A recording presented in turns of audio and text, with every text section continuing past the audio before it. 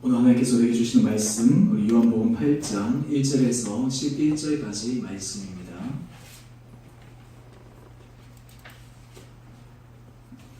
요한복음 8장 1절에서 11절까지 말씀, 우리 한 절씩 우리 같이 교독하십시다. 예수는 감람산으로 가시니라.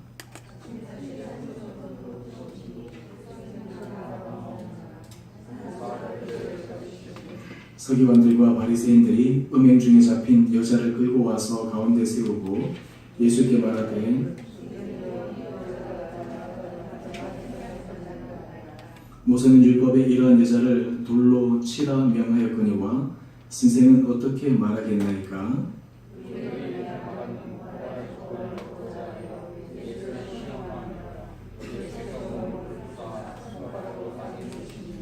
그들이 묻기를 마지 아니하는지라. 이에 일어나 이르시되, 너희 중에 죄 없는 자가 먼저 돌로 치라 하시고, 그들이 이 말씀을 듣고 양심의 가책을 느껴 어른으로 시작하여 젊은이까지 하나씩 나가고 오직 예수와 그 가운데 섰는 여자만 남았더라.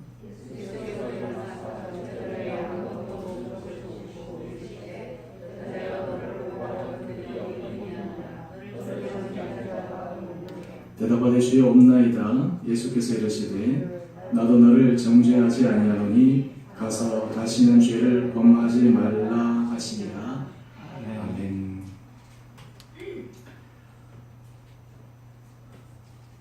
오늘 11월 22일 우리 수요일 우리 주 앞에 나오신 여러분 한 분 한 분을 주 이름으로 축복합니다.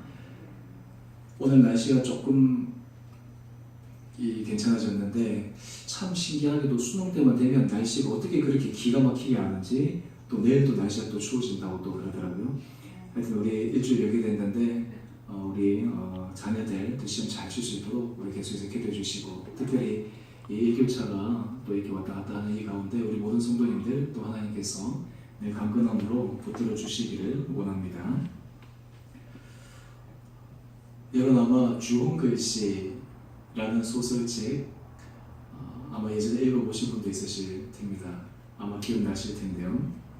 미국의 소설가 나다니엘 호손이 1850년에 쓴 소설입니다. 이 주홍글씨는 청교도 시대에 청교도인들 가운데 위선과 거짓에 대해서 이 소설을 통해서 그 당시의 실상을 고발한 소설입니다. 내용인즉슨 여기에 등장하는 주인공 헤스터라고 하는 여주인공, 그의 가슴에는 A라는 이 문자가 새겨져 있었죠. 아마 이것이 어덜토리, 그래서 이게 가늠한 사람 이렇게 돼서 이게 참 그 A라는 그 숫자가 사람들로 하여금 이 문자 자체가 엄청난 수치심과 부끄러움을 일으켜서 그 사람으로 하여금 참 일상에서 삶을 살아가기가 어렵게 만들었던 그러한 소설의 이야기입니다. 하지만 아이러니한 것은 이 헤스터가 많은 사람들에게 비난과 조소와 조롱거림에도 불구하고 자기 어린 딸을 키워나가고 삭바느질을 하면서 그러면서 꿋꿋하게 자기의 길을 걸어갑니다. 그러면서 또한 동시에 남들을 도와주기도 하고, 그에 반해서 상대적으로 그와 함께 그 간음을 했던 당시 청교도 목사 딤스테일은 사람들 앞에서 경건하면서 그러면서 그 늘 사람들 앞에서 이렇게 위선의 모습으로 살아가죠. 근데 이 소설의 뒷부분에 보면 이 딤스테일이 자기 가슴, 남에게 보이지 않는 자기 내면의 가슴에 이 일제가 함께 새겨져 있는 것을 이 소설에서 이야기를 합니다. 그러면서 마지막에 자기가 도저히 견딜 수가 없어서 그에 대해서 이게 철저하게 자백하는 그런 모습이 나오고 있습니다. 오늘 이 주홍글씨의 이야기를 제가 처음에 드린 것은, 오늘 우리 본문에 보면 이제 예수님 앞에 한 여인, 가늠한 여인을 데리러 온 바리새인과 사두개인의 모습을 오늘 본문에서는 소개하고 있는데, 오늘 흡사 바로 이 주홍글씨 안에서 보여주었던 이 모습, 어떤 의미에서 가늠한 여인을 실제로 데리고 왔지만 바로 그 데려왔던 바리새인과 사두개인들, 눈에 보이지 않는 그들의 가슴 속에 숨겨져 있었던 그들의 죄악과 부패의 모습들, 오늘 이것을 오늘 우리가 말씀을 통해서 함께 같이 묵상해 보고자 합니다. 오늘 저는 설교의 제목을 용서하시는 주님이라고 하는 제목으로 함께 같이 말씀 은혜 나누기를 원합니다. 오늘 배경을 보면 8장 2절에 보면 예수님께서 다시 성전으로 돌아오셔서 백성들을 가르치십니다. 그러면서 하나님 나라의 복음과 그리고 하나님 나라의 진리에 대해서 계속해서 가르치고 계시는데, 오늘 문제는 이런 와중에 이 예수님을 시험하기 위해서 사두개인들, 바리새인들이 이 예수님 바리새인들과 서기관들이 한 여인을 붙들고 온 장면에서부터 시작을 합니다. 오늘 8장 3절 말씀을 한번 보시죠. 8장 3절 말씀을 보게 되면 서기관들과 바리새인들이 음행 중에 잡힌 여자를 끌고 와서 가운데에 세웠다라고 이야기를 합니다. 여러분, 성경에 참 많은 사건들이 있는데 특별히 저는 이 요한복음 8장을 묵상할 때마다 이 가늠함 중에 잡혔던 그 여인, 그 수치스러운 그 여인이 많은 회중들 가운데서 세워졌을 때의 그의 마음과 그의 심정이 어떠했을까? 아마 어떤 의미에서 이 성경 가운데서 가장 수치스러운 모습이 적나라하게 드러나는 장면이 바로 오늘 요한복음 8장 오늘 본문의 말씀이 아닌가라고 하는 생각입니다. 오늘 실상 보면 이 여인은 어떤 의미에서는 참 여성으로서는 감내하기 어려운 그런 깊은 수치심에서 사람들에게 노출되었습니다. 수치심이라고 하는 것이 무엇입니까? 수치심은 다른 말로 하면 다른 사람들의 시선에서 내가 어떤 부끄러운 일들이 일어났을 때 수치심을 느낍니다. 예를 들어서 우리가 길을 가는데 갑자기 내가 쾅 미끄러졌어요. 근데 아무도 안 봤어요. 그러면 미끄러졌기 때문에 내 혼자 그냥 미끄러지고 말기 때문에 머쓱하고 맙니다. 그런데 내가 갔는데 팍 미끄러졌어요. 근데 주변에 사람들이 나를 다 쳐다보고 있는 거예요. 그러니까 그때 일어나는 감정이 무엇이냐면 바로 수치심이라는 것입니다. 이 수치심은 다른 말로 하면 나 어떤 일들에 대해서 사람들에게 나의 부조리한 것과 나의 연약함이 노출되었을 때 그때 사람들에게서부터 내가 느껴지는 감정, 내 스스로가 느껴지는 감정, 이것이 바로 수치심이다라고 하는 것이죠. 오늘 융합파 학자들은 이 수치심은 영혼의 늪지다라고 할 정도로 사람이 이 수치심에 깊게 빠지게 되면 그의 개인과 그리고 삶에 있어서의 깊은 유리와 단절이 된다라고 하는 것을 이야기를 합니다. 오늘 그러면서 게센 카우프만이 그는 쓴 책에서 수치심에서 그는 이렇게 이야기를 합니다. 수치심은 영혼의 병이다. 이것이 모멸감 또는 굴욕감에서 느낀 것이든 난관에 성공적으로 대처하지 못하는 실패감에서 느낀 것이든 다른 사람이 아닌 자기 스스로 위해 경험되는 가장 쓰라린 경험이다. 수치심은 내면에서 느끼는 상처로서 우리를 자기 자신과 타인 모두에게서 분리시킨다. 여러분, 지금까지 살아오면서 여러분 속에 이 수치심이 여러분의 삶에 있어서 참 힘들게 하는 그런 부분들이 있습니까?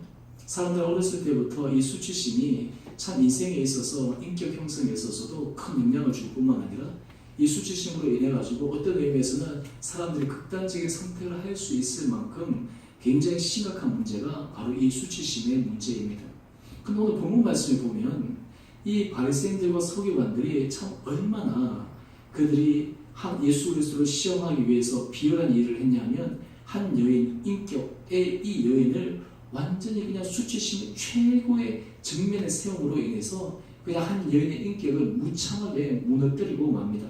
오늘 본문에 보게 되어지면 실제로 가늠한 여인이 잘못한 그 모습이 드러나지만 실제로는 숨겨져 있는 이 서기관과 바리새인들이 그 안에 가지고 있는 그 깊은 죄악의 모습들을 우리가 발견하게 되지 않습니까? 오늘 사실 이 사람들이 가늠한 여인을 데리고 왔을 때 예수님을 시험하기 위해서 데리고 왔는데 오늘 그 이유가 선생님, 이 여인을 어떻게 하겠습니까? 라고 지금 예수님께 질문하고 있습니다.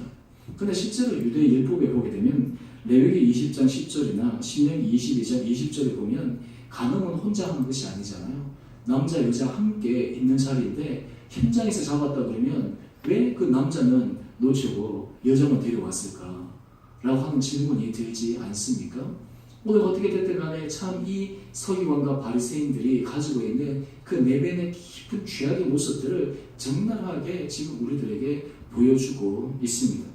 오늘 사실 이러한 질문은 예수님을 시험에 빠뜨리려고 하는 것입니다. 어떤 함정에 빠지냐면요, 당시 사람에 대해서 생명권을 앗아낼 수 있는 그 권한은 누가 가지고 있냐면 로마법에서만 해당합니다. 로마 사람들이 그 생명을 자주유지할 수 있습니다. 근데 만약에 예수님께서 죽여라 라고 얘기했다는 것은 다른 말로 하면 로마법에 저촉되는 것이고요. 만약에 예수님께서 죽이지 마라 라고 한다면 이 모세가 얘기한 율법을 어긋나게 하는 것이니까 어떤 의미에서는 이게 양자택일의 일이 아니라 어떤 것을 택하더라도 예수님이 시험에 빠질 수밖에 없는 그런 궁지로운 질문이었습니다. 오늘 지금 이 서기관과 이 바리새인들의 이 질문이 어떤 의미에서는 예수님을 궁지에 몰아넣긴 했지만 실제로 예수님께서 여기에서 이 여인과 그리고 그 바리새인과 사두개인 앞에서 답하셨던 모습들을 우리가 기억할 때 예수님의 지혜와 또한 동시에 이 수치심에 빠져있던 이 여인을 어떻게 예수님께서 붙들어 매셨는가, 어떻게 예수님께서 그들을 그 가운데서 온전한 새로운 전혀 생각하지 못하는 방향으로 인도하셨는가라고 하는 것을 우리들이 확인해 볼 수가 있습니다. 라이놀드 니버가 지은 책 가운데 도덕적 인간과 비도덕적 사회라고 하는 책이 있습니다. 이 신학적인 책인데요. 여기에 보면 우리 개인과 군중에 있어서의 큰 차이에 대해서 설명하는데 사람들은 개인이 악을 저지르는 데 있어서는 주저함을 가집니다. 하지만 군중이 어떤 악을 저지르는 데 있어서 거기에 동조를 하게 되면 거기에는 정당성이 부여가 됩니다. 예를 들어서 나치가 유대인들에 대해서 심한 핍박을 하고 살해하는 그러한 것을 했을 때 그 전체 국민들 가운데 거기에 대해서 동조했기 때문에 어떤 일만의 양심을 느끼지 않고 거기에 많은 사람들이 동조하게 되잖아요. 하지만 실제로 그래서 개인 한 사람들이 어떤 부분들을 하라고 했을 때는 그 일을 쉽게 할 수가 있는 것이 아닙니다. 다른 말로 하면 군중에 모여있게 되면 사실은 자기의 의사와 반해서 실제로 비도덕적인 일도 타당화시킬 수 있는 그런 잘못된 부분으로 갈 수가 있습니다. 지금 오늘 이 서기관과 이 바리새인들은 바로 이 군중 심리를 이용해서 이 가늠한 여인, 한마디로 얘기해서 가늠했다라고 하는 그 여인에 대해서 온전히 바라보게 함으로 인해 가지고 예수님을 시험하게 하는 그런 장면을 오늘 우리는 보고 있습니다. 여러분, 이럴 때 예수님께서 어떻게 그런 상황들을 이해하셨을까요? 어떻게 그 상황에서 예수님께서 반응하셨겠습니까? 오늘 지금 그 다음 질문을 보게 되면 요한복음 8장 7절 우리 하반절 말씀 한번 보시죠. 예수님께서 이렇게 말씀을 하십니다. 너희 중에 죄 없는 자가 먼저 돌로 치라. 너무나 지금 유명한 예수님의 질문이었습니다. 지금 예수님께서 이 군중 심리들이 지금 막 구축에 대해서 이 가늠한 여인에 대해서 이 분노의 감정들, 어떤 의미에서 정죄의 감정들이 막 올라와 있을 때 조용히 땅에서 무엇을 쓰신 다음 첫 번째 내뱉은 질문 가운데 하나가 무엇이냐 하면 너희 중에 죄 없는 자가 먼저 돌로 치라 라고 하는 질문입니다.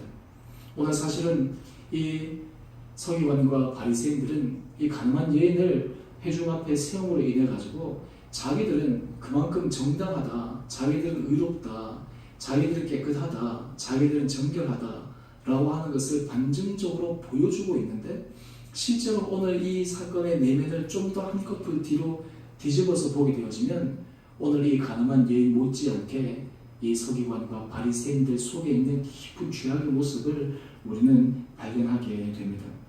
오늘 지금 예수님께서 너희 중에 죄 없는 자가 먼저 돌로 치라 라고 하는 이 질문은 굉장히 중요한 질문인데요. 이 질문은 어떤 의미에서 받아들일 수 있냐면 지금 군중 가운데서 전체 다수 안에서 자기들이 정당하다라고 생각하는 그 사람들에게 예수님께서 자신의 실체를 직면하게 하십니다. 너희 중에 너희들이 생각할 때 깨끗한 사람, 정결한 사람, 흠 없는 사람, 그 사람이 이 여인을 향해서 돌로 치라 라고 이야기를 한다라고 하는 것입니다. 여러분, 우리가 삶을 살아가다 보면 우리는 본의 아니게 내가 사람들에게 수치심을 유발시킬 수 있는 그런 일에 설 때가 있습니다. 특별히 우리가 부모된 입장에서 우리 자녀들에게 굉장히 조심해야 될 것 가운데 하나가 자칫 잘못하면 이 자녀들에게 수치심을 불러일으킬 수 있는 그러한 잘못된 모습을 우리들이 자녀들에게 행할 수 있다라고 하는 것이에요. 우리 어린아이 때부터 시작해서 나이가 들어서도 그렇고 사실 이 부모의 말이나 이것은 굉장히 영향력이 있는데 이 아이의 자존심을 심하게 건드린다든지 또는 예를 들어서 공개적인 자리에서든지 어떤 자리에서든지 이 아이에 대해서 이렇게 막 잘못된 부분들을 이렇게 막 얘기를 하면 이 아이가 그 수치심 때문에 평생 동안 그 마음 가운데서 힘들어할 수밖에 없는 그런 것을 우리는 이해를 해야 합니다. 근데 또 뿐만 아니라 우리가 부부 간에도 참 마찬가지인데요. 우리가 부부 관계에 있어서도 정말 조심해야 될 것 가운데 하나가 무엇이냐면 서로에 대한 이 수치심을 불러일으키지 않도록, 자칫 잘못하면 그 자극하지 않도록 하는 것이 굉장히 중요합니다. 사실 우리가 가까운 사이일수록 우리가 서로 간에서 이런 것들이 일어나게 되면 그것이 깊은 상처가 될 수가 있거든요. 교회 공동체도 마찬가지입니다. 교회 공동체 안에서도 우리가 서로 가깝기 때문에, 우리가 서로 공동체 안에 있기 때문에 서로의 조그마한 것들이 서로에게 깊은 수치심으로 일어날 수가 있습니다. 예를 들어서 우리가 직접적으로 어떤 사람에게 대놓고 이야기를 하진 않지만 우리가 뭐 어떤 수근수근 된다든지 하는 이런 것들이 사람으로 하여금 혹시 내 얘기하는 게 아니야? 라고 하는 이 생각은 그 자체로 어떤 마음을 갖게 되냐면 그 사람이 그 안에서 수치심을 느낄 수 있는 그런 마음들이 일어나게 된다라고 하는 것입니다. 오늘 지금 이 바리새인과 서기관들이 하나님 예수 그리스도 앞에서 범했던 가장 심한 죄 가운데 하나가 무엇이냐면 그들이 자기의 정당성을 내세우고 예수님을 시험하기 위해서 이 여인에게, 한 인간으로서 한 여인에게 할 수 없는 가장 심한 수치심을 불러일으켰다라고 하는 것이 정말 예수님 앞에서 심각한 죄의 모습이었다라고 하는 것입니다. 그런데 우리가 가만히 생각해 보면요, 실상 우리는 많은 경우에는 다른 사람들의 모습에 대해서는 우리가 늘 항상 레이더를 세우고 이렇게 막 스크린을 하면서 찾아내는데 정작 우리 자신의 모습을 반추하는 데 있어서는 굉장히 제한적이다라고 하는 것을 우리는 확인할 수가 있습니다. 여러분, 실제로 우리가 삶을 살아가면서 은혜 받은 자의 가장 큰 특징 가운데 하나가 무엇이냐면 하나님, 저 사람이 죄인입니다 라고 하는 거기에서부터 하나님, 제가 죄인입니다 라고 하는 이 고백이 바로 우리가 하나님 앞에서 은혜 받은 자리로 나갈 수 있는 귀한 고백이다라고 하는 것입니다. 오늘 지금 예수님께서 이 서기관과 바리새인들에게 바로 이것을 지적하고 있습니다. 너희들 가운데 이 가늠한 여인이 물론 잘못했지만 그 잘못한 부분에 대해서 너희들이 정죄할 만큼 당신들은 의롭느냐? 당신들은 정결하느냐? 당신들은 깨끗하느냐? 오늘 그랬더니 오늘 9절 말씀을 보니까 참 재미있는 말씀이 나오는데요. 양심의 가책을 느껴 어른으로 시작하여 젊은이까지 하나씩 나가고, 어른부터 시작해서 젊은이까지 하나씩 나갔대요. 오늘 여기에 보면 저는 그런 생각이 듭니다. 그나마 여기에 모인 사람들은 그나마 양심적인 사람들이다. 왜냐하면 자기가 부족하고 자기가 잘못했다라고 하는 것을 이렇게 깨닫고 나갈 수 있었으니까요. 아마 요즘 현대 사람들 같았으면 아마 이 가운데서 이렇게 철면피 있게 두껍게 해서 돌을 아마 찍고 아마 먼저 던지는 사람들이 있었을 거예요. 근데 참 재밌는 것은 먼저 한 사람이 돌을 딱 던졌으면 어떻게 되었을까요? 다 던져버리게 되겠죠. 그런데 오늘 예수님께서 말씀하신 내 중에 죄 없는 자가 먼저 돌로 치라 라고 하는 이 질문 앞에 여기에 모인 회중의 모든 한 사람 한 사람들이 자신의 실체와 실존에 대해서 깊게 들여다보는 계기가 되었다라고 하는 것입니다. 저는 우리 신앙생활을 하면서 계수에서 던지는 질문 가운데 하나가 무엇이냐 하면 내 중에 죄 없는 자가 먼저 돌로 치라 라고 하는 이 예수님의 질문은 오늘 날마다 우리 삶 가운데 주님께서 우리들에게 던지시는 질문입니다. 여러분, 우리 마음 가운데 마태복음 7장에 있죠. 내가 비판을 받지 아니하려거든 비판하지 말라.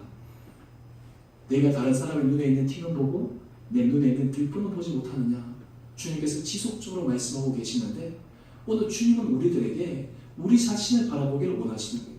하나님 앞에서 우리 자신의 모습을 바라보기를 원하시는 거예요. 이 가늠한 여인은 분명히 100% 잘못했습니다. 분명히 정죄를 받아서 마땅합니다. 하지만 주님께서 오늘 여기에서 원하시는 것은 바로 그 여인 앞에서 내 자신의 잘못과 내 자신의 허물을 바라볼 수 있는 그 믿음의 눈이 우리 가운데 있는가 없는가 하는 것이 오늘 지금 예수님께서 이 지금 군중에게 던지는 중요한 질문이다라고 하는 것입니다. 우리가 삶을 살아가면서 하나님께서 우리들에게 은혜를 베풀 수 있는 가장 귀한 마음 가운데 하나가 무엇이냐면 우리 마음의 부드러운 마음이잖아요. 오늘 우리 구역 성경 공부 리더들 공부할 때 오늘 우리 주제가 온유고 아마 이런 구역 성경 이제 주제가 온유라고 하는 주제로 하게 될 텐데요. 하나님 앞에서 우리 가운데 부드러운 마음이라고 하는 것이 무엇이냐? 하나님 앞에서 우리가 부드러운 마음이라는 것은 우리 자신을 있는 그대로 바라볼 수 있는 그 마음, 다른 말로 하면 우리 자신의 입장에서 어떤 것을 강하게 얘기하는 것이 아니라 하나님께서 우리 자신을 바라보는 그 시각으로 우리를 바라볼 수 있는 그 믿음의 눈, 이것이 우리 가운데 있는가라고 하는 것이 너무너무 중요하다라고 하는 것입니다. 하나님의 은혜는 어떻게 들어옵니까? 하나님의 능력은 어떻게 우리 삶 가운데 임합니까? 내 가운데 죄 없는 자가 먼저 돌로 치라 라고 주님께서 말씀하실 때 하나님, 제가 바로 그 죄인 가운데 한 사람입니다. 하나님, 제가 바로 흠을 많은 그 사람입니다 라는 고백을 할 수 있을 때 비로소 우리는 하나님 앞에서 정결한 사람으로 나아갈 수 있다라고 하는 것입니다. 자, 이렇게 되었을 때 이제 모든 사람들이 다 떠나가고 예수님께서 다시 두 번째 질문을 던지십니다. 요한복음 8장 10절의 말씀인데요. 예수께서 일어나서 여자 외에 아무것도 없는 것을 보시고 이르시되 여자여, 너를 고발하던 그 자들이 어디 있느냐? 너를 정죄한 자가 없느냐? 예수님께서 두 번째 질문을 하십니다. 저는 이 예수님의 두 번째 질문 속에 예수님께서 이 여인을 향한 깊은 사랑의 마음을 확인할 수가 있습니다. 이 여인은 지금 수많은 군중들과 남성들 사이에 정말 이 수치심에 정말 이게 몸둘 바를 모를 정도로 정말 죽고 싶을 정도의 그런 상황에 직면해 있을 때 예수님께서 그 수치심을 느꼈던 모든 대상들이 다 없어지고 너가 사람들에게서 수치심을 느낄 수 없는 그 상황 가운데서 이 여인에게 말씀하고 계시다라고 한 것입니다. 그때 이 여인이 대답한 내용입니다. 요한복음 8장 11절 상반절의 말씀인데요. 대답하되 주여 없나이다. 오늘 지금 이 여인이 그 사람들 시선 앞에서 너무너무 괴로워하면서 수치심을 느끼고 있는 그때 이제 군중들이 다 떠나가고 주님, 저를 수치심을 느꼈던 그 많은 군중들이 다 떠나가고 없습니다. 오늘 여기에 비로소 예수님께서 이 여인을 향한 깊은 사랑의 마음을 우리는 확인할 수가 있습니다. 여러분, 우리가 주님 앞에 나갈 때마다 우리가 하나님의 은혜에 감격할 수 있는 가장 큰 이유는 무엇이냐면 주님은 우리의 가장 부끄러운 모습, 우리의 가장 연약한 모습, 우리의 정말 가장 정말 수치스러운 그 모습조차도 주님 앞에서는 온전히 받아들여질 수 있는 그 은혜가 있다라고 하는 것입니다. 오늘 이것을 우리가 주님 앞에서 경험되었을 때, 이것을 우리가 하나님 앞에서 우리가 믿음으로 믿고 나갈 때 하나님 우리 가운데서 깊은 수치심의 마음을 새롭게 회복시키시는 은혜가 있게 될 줄 믿습니다. 제가 아는 그 친구 가운데 이 친구는 어렸을 때부터 이 부모님과 그리고 사이에 있어서 참 깊은 갈등을 가지고 있는 친구였습니다. 그런데 이 친구는 그 갈등을 한 번도 다른 사람들에게 이렇게 노출한 적이 없었습니다. 이제 그러다가 제가 한 대학교 때쯤인가 그때 이제 그 친구와 함께 이제 깊은 얘기를 하게 되었는데 그때 비로소 그 친구가 제게 얘기를 하기를 자기는 어렸을 때부터 참 특히 어머니와 이 부모님과의 갈등이 너무너무 심해가지고 자기는 이 세상에서 내가 사랑받고 있다라고 하는 것을 내가 한 번도 느껴본 적이 없다라고 이야기를 한 거예요.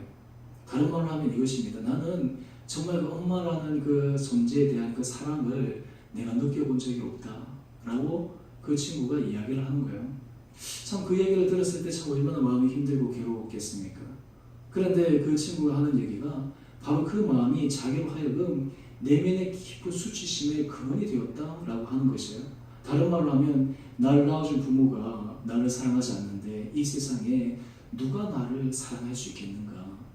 그러면서 그 친구 같은 경우에는 다른 사람에 대해서 마음을 열기도 참 어렵고 다른 사람을 신뢰하기도 어렵고 다른 사람을 사랑하기도 어렵고 그런데 이 친구가 참 놀라운 것은 그런 과정 속에서 하나님의 은혜를 받기 시작합니다.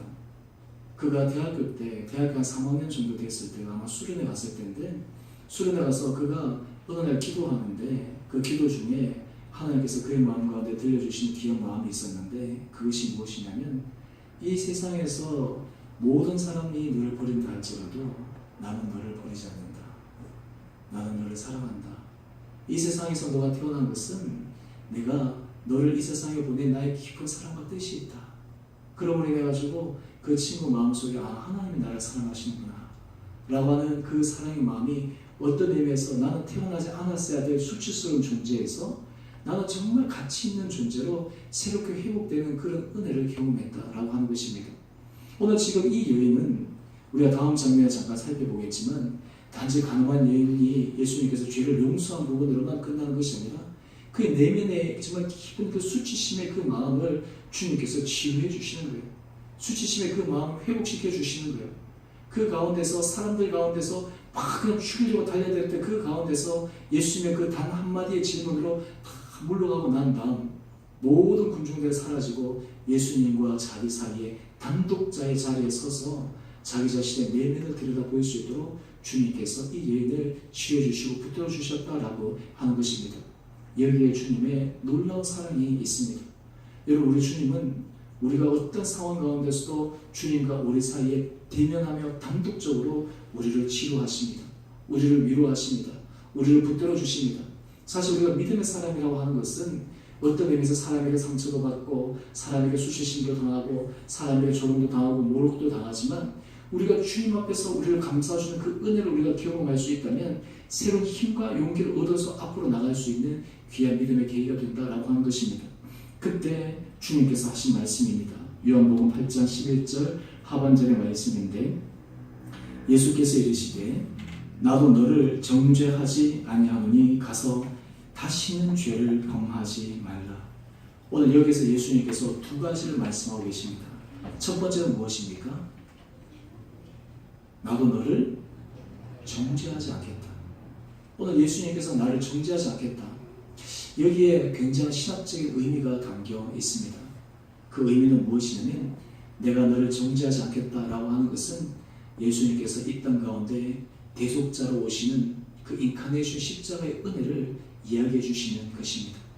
그 예수 그리스도께서 내가 너의 죄를 정죄하지 않겠다라고 하는 것은 너의 죄를 내가 손수 감당하겠다라고 하는 깊은 신학적인 의미가 그 가운데 담겨 있습니다. 그런데 두 번째의 질문은 무엇입니까? 두 번째 말은 무엇입니까? 그런데 가서 어떻게 했다고요? 다시는 죄를 범하지 말라. 제가 이렇게 한번 질문해 보겠습니다. 이 여인이 다시는 죄를 범하지 않았겠습니까? 범했겠습니까?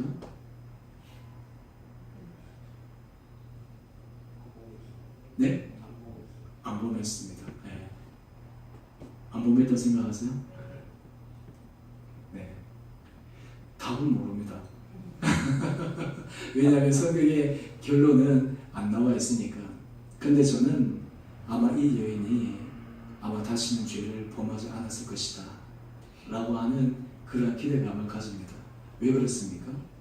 예수님께서 그에게 진정한 치유와 용서의 은혜를 경험해 주셨기 때문입니다. 여러분, 사람이 변화되는 것은 다른 말로 하면 깊은 용서의 경험을 통해서만 사람이 변화될 수가 있습니다. 우리가 죄에서 극복할 수 있는 가장 큰 이유는 주님께서 우리를 온전히 용서해 주셨기 때문에 그 용서의 은혜로 말미암아 우리가 죄에서 벗어날 수 있는 힘이 된다라고 하는 것입니다. 사실 우리가 신앙생활을 하다 보면 우리에게는 끊임없는 우리 자신의 아킬레스 건들이 있지 않습니까? 내가 아무리 죄를 짓지 않아야지 라고 얘기하는데 자기 자신이 가지고 있는 아킬레스 건이 있어요. 그 부분에만 탁 건들리면 어떻게 돼요? 넘어지는 거예요. 이상하게 이 마귀 사탄은 얼마나 그것을 잘 아는지 우리로 하여금 그 아킬레스 건이 건들리도록 계속해서 환경과 상황을 만드는 거예요. 그런데 오늘 우리가 예수 그리스도의 깊은 은혜의 용서를 깊게 체험하게 되면 주님 앞에서 우리가 새롭게 죄를 짓지 않는 그런 은혜의 단계로 나아갈 수 있다라고 하는 것입니다. 오늘 저는 바라기는 우리 한 사람 한 사람들이 오늘 이 가늠한 여인을 향해 예수님께서 용서하셨던 그 용서의 은혜가 우리 심령 가운데 느껴지고 체험되어지기를 주님의 이름으로 축원합니다. 예전에 목회할 때 한 집사님 얘기인데 이분이 평생 동안 마음속에 꼭꼭 숨겨놓았던 마음의 힘든 부분들이 있었습니다. 그것이 무엇이냐면 이제 제가 결혼하고 나서 처음에 이제 아이도 놓고 했는데 한 번은 이제 아이가 들었었는데 원하지 않는 아이가 들어선 거예요. 그래가지고 그 당시 상황으로서 도저히 아이를 놓을 수 없는 그러한 상황이어서 지금 아무도 모르게 이렇게 유산을 했다라고 하는 거예요. 그런데 그때는 이제 아무도 모르게 유산했는데 나이가 들어서 시간이 지나면 지날수록 그것이 자기에게 얼마나 큰 마음의 상처와 후회와 또 그리고 가슴이 아픔으로 다가왔는지 다른 사람에게 말할 수 없는 깊은 내면에 정말 쓴뿌리로 남아있었다라고 하는 거예요. 그런데 이제 그 부분을 어느 날 그것을 공개적으로 또한 같이 토로하면서 이야기를 합니다. 그런데 그때 주님께서 그 집사님에게 말씀하신 그 음성에 이 집사님이 정말 놀라운 은혜 변화를 하게 되는데 그것이 무엇이냐면 내가 너의 그 상황을 너무너무 잘 알고 있다. 내가 이미 너를 용서했다. 라고 하는 그 주님의 그 음성에 대해서 이 집사님이 한순간에 그의 마음속에 그동안 깊이 묻어두었던 그 과거의 상처가 그냥 잊어질 정도로 주님의 용서를 받아들이게 된 것입니다. 오늘 바로 주님께서 우리를 용서하셨다라고 하는 것은 바로 이러한 의미가 담겨 있습니다. 여러분, 가늠한 여인도 용서하셨던 예수님이신데, 그리고 오늘 우리 한 사람 한 사람에 대해서도 주님께서 깊은 사랑의 은혜로 우리를 용서하기를 원하시는 그 주님의 음성, 주님의 따스한 손길을 우리가 기억하면 오늘 사실 우리 삶 가운데서 어떤 가운데서도 내면의 깊은 상처와 수치심에서 벗어날 수 있는 힘과 용기가 생기게 됩니다. 제가 앞전에 이 수치심에 대해서 잠깐 말씀을 드렸지만 사실 이 수치심이라고 하는 것은 많은 사람들이 늘 마음 가운데 감춰진 하나의 과거의 쓴뿌리가 이 수치심의 모습으로 계속해서 발로가 되거든요. 때로는 이것이 다른 사람에게 전이가 되기도 하고 투사가 되기도 하고 때로는 자기 안에 그것을 감추기 위해서 오히려 정반대의 모습으로 이렇게 강하게 되기도 하고 하지만 오늘 하나님께서 우리에게 주시는 이 깊은 용서의 은혜를 경험하게 되어지면 오늘 이 가늠한 여인이 하나님 앞에서 새로운 삶으로 살아가는 계기가 되었던 것처럼 오늘 우리 삶 가운데서도 믿음 안에서 새로운 계기로 나갈 수 있는 귀한 결단이 있게 되지 않을까 생각을 합니다. 특별히 오늘 주님 앞에서 이런 깊은 은혜 용서를 받은 사람들은 오늘 우리가 삶 가운데서도 끊임없이 조심해야 될 것이 사람과의 관계 속에서도 그리고 사람과 우리가 함께 공동체 안에서도 우리가 가정 안에서도 혹시나 나로 인해서 다른 사람에게 수치심을 불러일으킨다든지 다른 사람들에게 어떤 그 마음속에 부끄러움을 불러일으킨다든지 라고 하는 이 부분에 대해서 끊임없이 우리 자신을 하나님 앞에서 늘 조심하게 다루면서 믿음 가운데서 걸어갈 수 있는 그런 믿음의 결단이 저와 여러분 가운데 있게 되기를 주님의 이름으로 축원합니다. 우리 함께 같이 우리 찬양했으면 좋겠습니다.